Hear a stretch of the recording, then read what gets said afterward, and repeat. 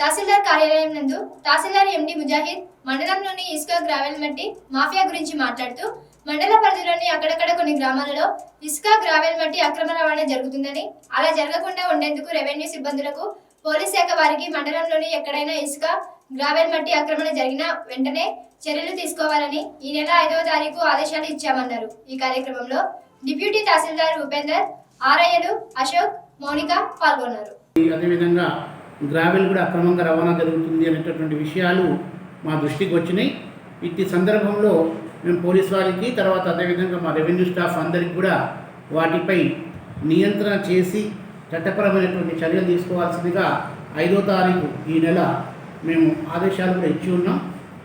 ఎక్కడైనా అక్రమంగా ఇసుక కానీ గ్రావెల్ కానీ రవాణా జరిగితే చట్టపరమైన చర్యలు తీసుకుంటామని తెలియజేస్తున్నాం.